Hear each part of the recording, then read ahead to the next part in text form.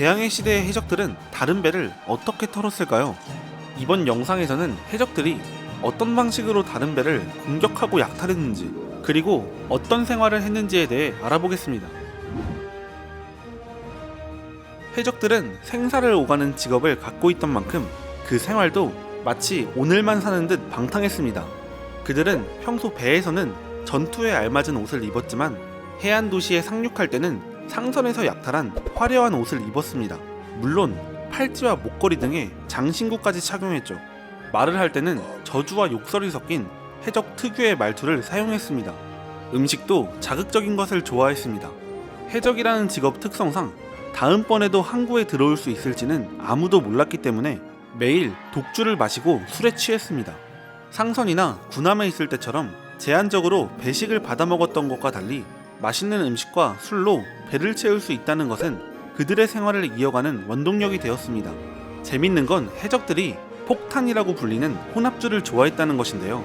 오늘날 폭탄주와 같은 이 술의 레시피는 지금도 남아있는데 가장 인기 있던 폭탄은 럼주와 물, 설탕, 강낭콩을 섞어 만들었습니다. 이런 방탕한 생활을 하는 와중에도 해적들은 자신들의 동료가 빈털터리가 되면 모두들 나서서 도움을 줬다고 합니다. 항구의 선술집도 해적들에게 관대해 외상으로 음식을 주기도 했지만 외상빚이 많이 쌓이면 해적을 팔아넘겼습니다. 대항해 시대 해적들은 오늘날의 해적들과 다르게 공격과 약탈을 하는 데에 서두를 필요가 없었습니다. 대부분의 약탈 행위는 먼 바다에서 일어났고 당시에는 통신수단이 발명되지 않았기 때문입니다. 그들은 목표물을 정하면 치밀한 작전을 계획했습니다. 먼저 대포의 수와 선원의 수를 파악해 목표 선박의 전력을 계산했습니다. 안전거리를 유지하며 오랜 기간 따라갈 수 있었기 때문에 정말 여유있게 계산했습니다. 만약 목표 선박이 군함처럼 강한 전투력을 가지고 있을 경우 가능하면 항로를 바꿔 좀 더 약한 선박을 찾았습니다. 먹잇감을 찾은 해적들은 여러가지 공격 전략을 사용했습니다.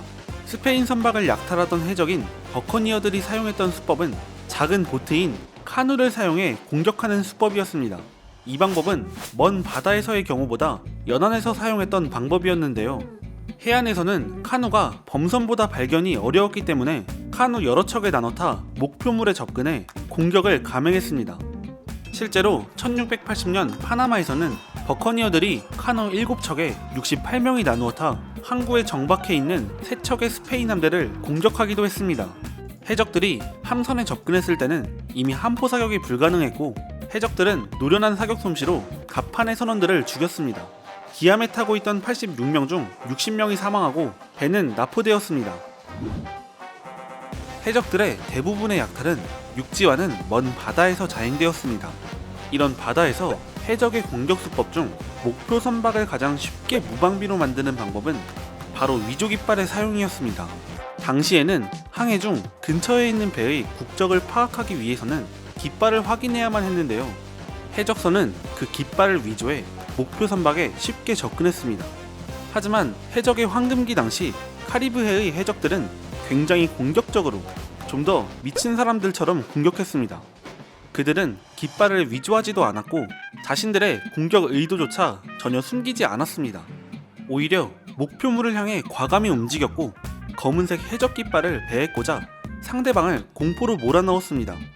목표물이었던 상선은 대부분 화물로 가득 찬 상태였기 때문에 배의 속도가 해적선에 비하면 현저히 느렸고 선원의 수조차 해적의 5분의 1 정도밖에 되지 않았습니다. 해적들은 목표물로 접근하며 일부러 대포를 빗맞춰 위협을 가했습니다. 빠르게 다가오는 해적선, 배 바로 옆에 떨어지는 대포알, 그리고 해적 깃발의 압박 속에 고문당하거나 살해당한다는 공포에 빠져 저항하지 않고 항복하는 경우도 있었습니다. 만약 목표물이 강하게 저항한다면 일제 포격을 통해 배에 손상을 주기도 했습니다. 하지만 전리품을 위해 잘 사용하는 방법은 아니었습니다. 해적이 배를 접수하면 먼저 선장을 인질로 삼았습니다. 그 후 배를 약탈했으며 사회를 향한 그들만의 복수를 행했습니다. 그들의 복수는 목표물이었던 상선의 선장을 향했는데 당시 상선이나 군함의 선장들은 선원들을 굉장히 억압적으로 대했고 그로 인해 생겨난 해적이 많았기 때문이었습니다.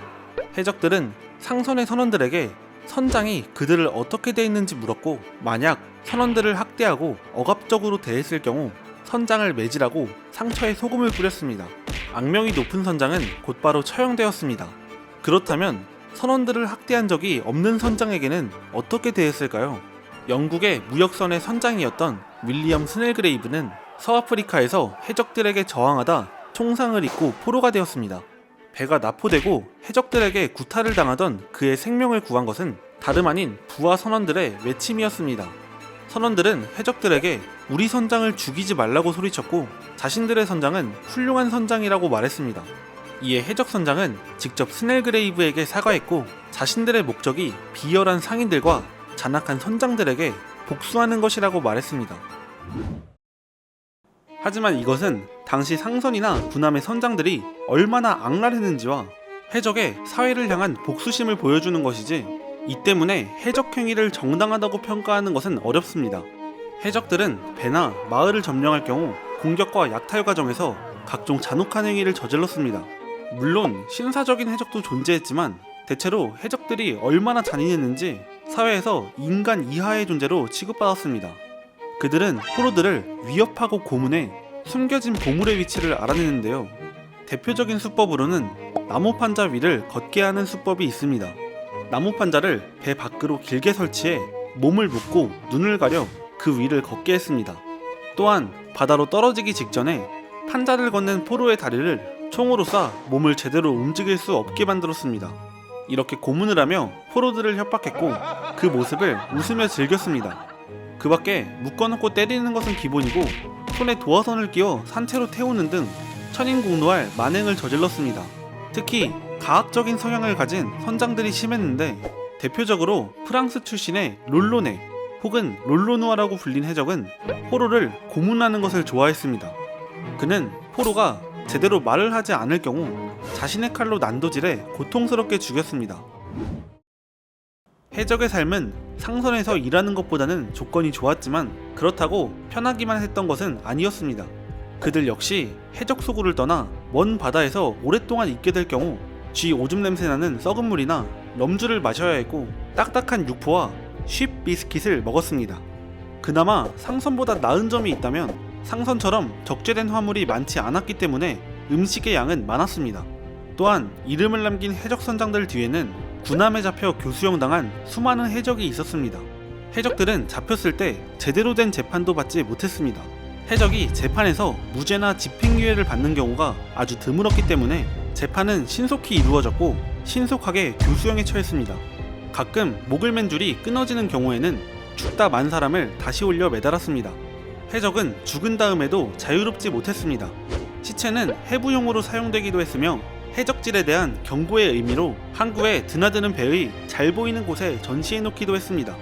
해적은 억압받은 선원들의 도피처이기도 했지만 잔혹한 폭력을 저지르는 악의 집단이기도 했습니다. 모든 국가들은 해적의 악행을 강조하며 그들을 박멸하기 위해 동분서주했고 18세기 중엽부터 해적 활동이 극적으로 줄었습니다. 해적의 공격이 줄자 해적에 대한 대중의 인식도 변하였는데요. 그들은 살인자와 약탈자에서 자연스럽게 낭만적인 무법자의 모습으로 나타나게 됩니다.